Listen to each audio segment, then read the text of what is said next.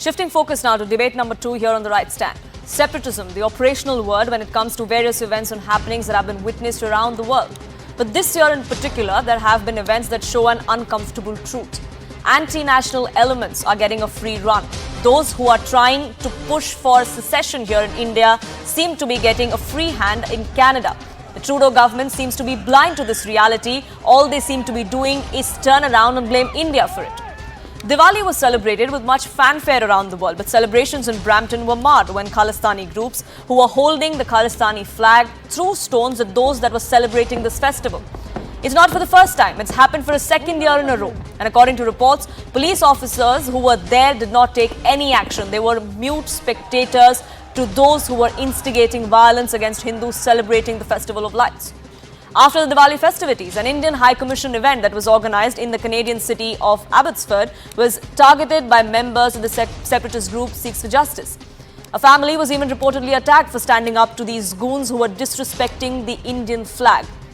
Now, the ties between two countries have hit a wall with the killing of separatist Hardeep Singh Nijjar.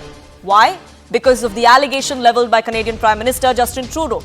He claimed that Indian agents were involved in the killing that took place on Canadian soil. The allegation has had massive ripple impact because there was only allegations that were made once that were reiterated 2 days ago, but absolutely no shred of evidence that has been shared. India halted visa applications in response, citing security concerns. New Delhi also expelled Canadian diplomats. They sought parity in the diplomatic presence that Canada had here, and they cited the Vienna Convention for doing so.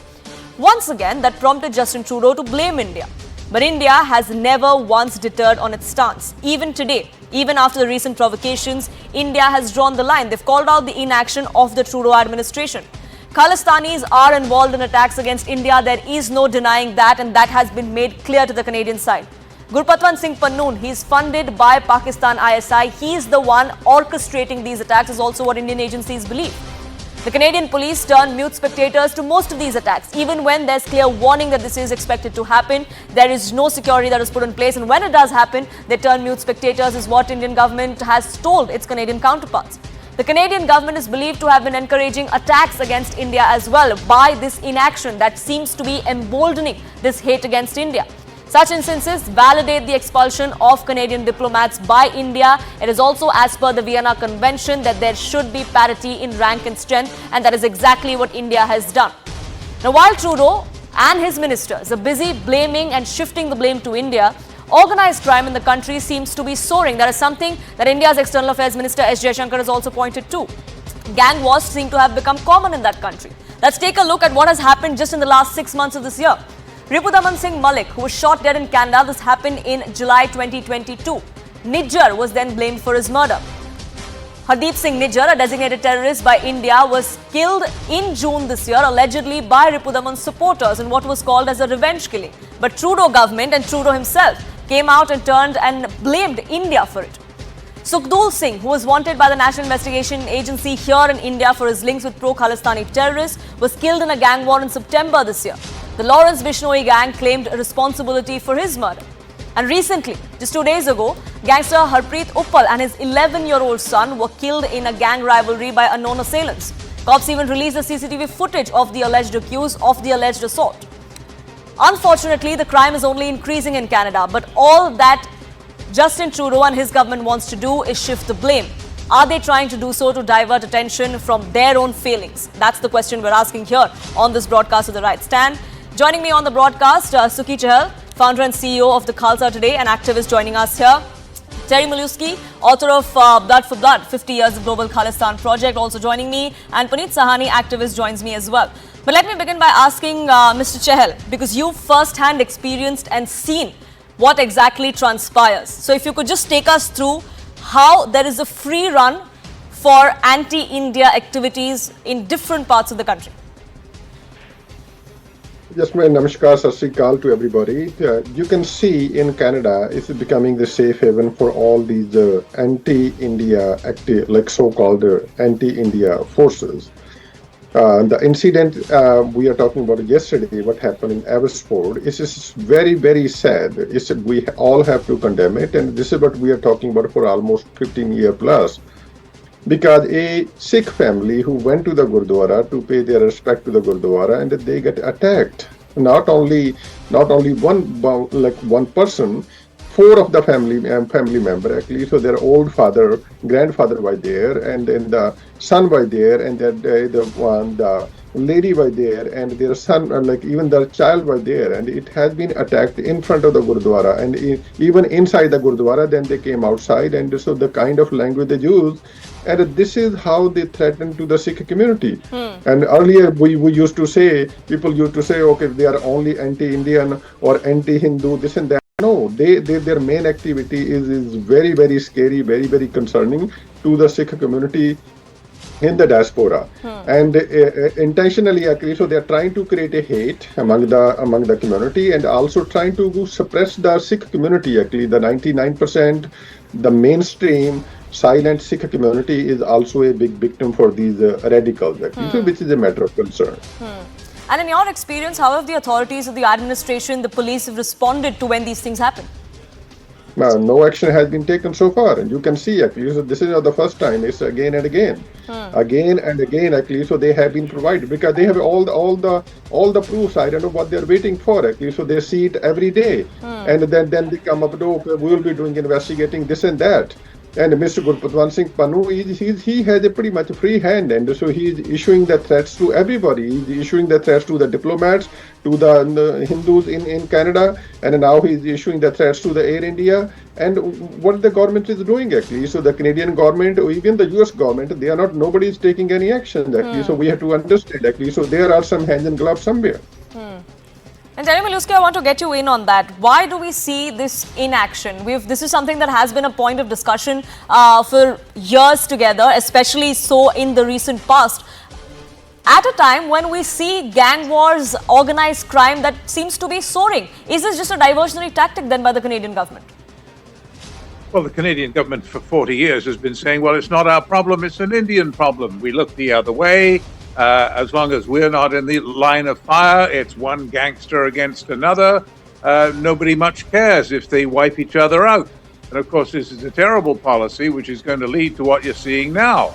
By the way, you didn't even mention in your list of very disturbing incidents the one recently where Gurpatwant Singh Pannu of Sikhs for Justice urged Hindus to get out of Canada, go back to India. He said it's just an appalling statement. Yes. And now we have the stone throwing in Brampton. The police say, well, send us your video. We'll take a look at it. There don't seem to be any great rush to do anything about it or to effect any arrests or to lay any charges. The Abbotsford case that Sukhi has spoken about, and I commend him for that, because he's called attention to this incident over the flag. Basically, people were trampling on the Indian flag, and they picked up the flag. That was their crime. That's what got them abused right in front of the Gurdwara. Then you have this case, this really alarming case. It can't be overstated. The shooting in Edmonton of Mr. Upal, a reputed gangster of the highest order, cocaine dealer allegedly, rubbed out, and his 11-year-old son. Now we're getting to an area where I think Canadians are going to have to sit up for once and take notice instead of just letting this all happen on the theory, well, it's not us, it's the Indian diaspora, it's an Indian problem, it's not a Canadian problem. Now it's really becoming a Canadian problem, and I think it's time for some police action and for the government to have a few words with the police about, look, come on now. I mean, if we're going to have this kind of shooting, an 11-year-old boy, and by the way, not by a stray bullet, but this was a deliberately targeted killing. They shot the dad, and they thought, oh, well, we might as well shoot the son as well while we're at it. I mean, things have really gotten out of hand. And as I say, this has been going on for 40 years in Canada, where Canadians have been, in the mainstream, have been indifferent and unwilling to act. They figure, well, we don't want to get involved in India's internal squabbles. Well, I'm sorry, it's not an internal squabble anymore when you have children being shot in the streets of Canada. It's time for action. And it's not an internal squabble, and it's not India's headache either. Also because diplomatically, Puneet Sahani, it's an issue. Terry Milewski was talking about the latest threat that came to the fore from Gurpatwant Singh Pannu. In that same threat, he also called for a civilian arrest and declared a reward for the High Commissioner of India to Canada. If Right. that cannot elicit a response from the Canadian government, I mean, can we expect anything more? So, thank you, Poonam.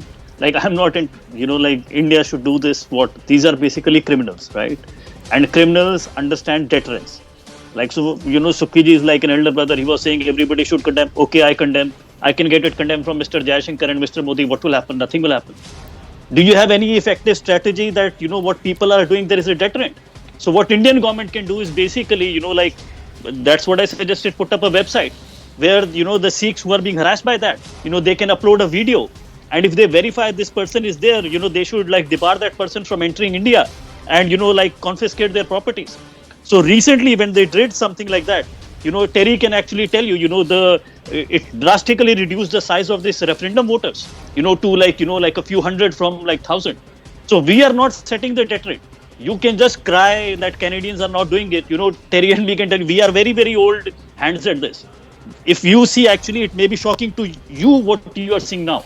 It is not the least bit shocking to us who have been on this issue for, like we know this issue for 20 years.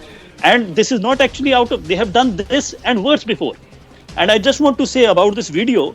So the video actually, I'll tell you what is actually in that video. So the video is actually 20 minutes long. You are just seeing a clip. I saw the entire video.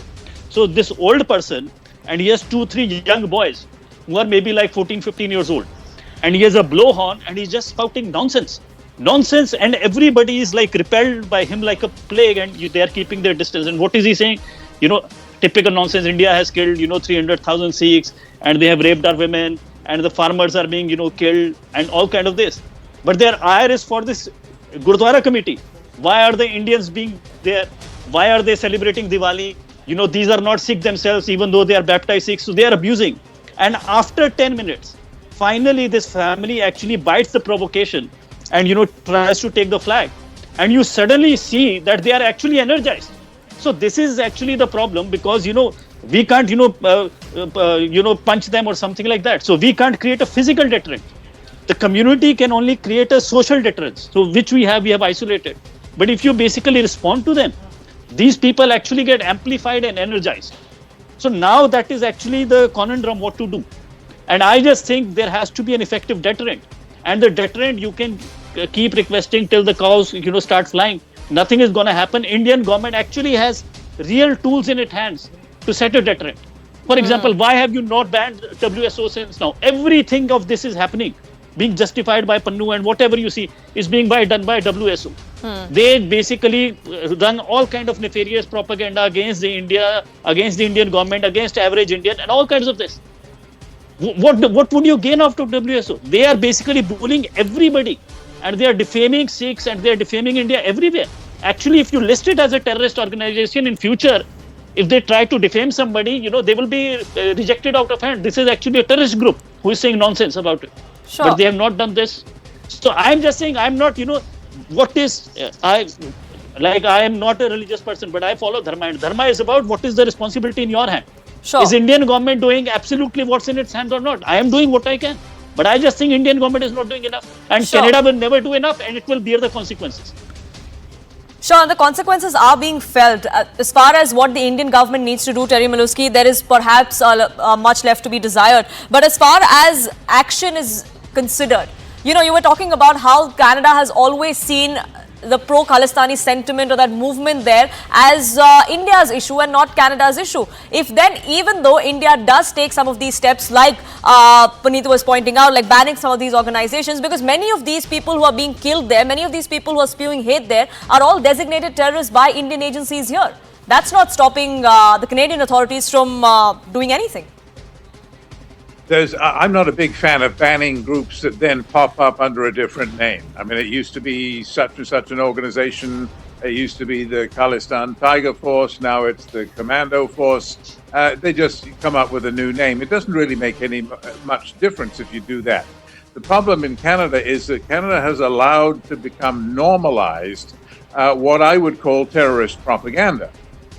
For example, most Indians probably don't know that it's completely normal for a Gurdwara in British Columbia, in Surrey, for example, to have a life-size poster stuck on the outside wall, glorifying as a great man, as a model for Sikh youth, And a hero of the Sikh nation, Talvinder Parmar, the leader of the Air India bomb plot, which blew up the Kanishka in 1985. This was Canada's worst ever mass murderer, is worshipped and glorified as a big hero in Canada publicly. And of course, add to that, we've got incidents like in Brampton this year, we've had this flatbed truck with a diorama celebrating the assassination of Indira Gandhi in 1984. Yes. Again, publicly through the streets of Brampton, Ontario, which is kind of little Punjab, I guess, in Ontario.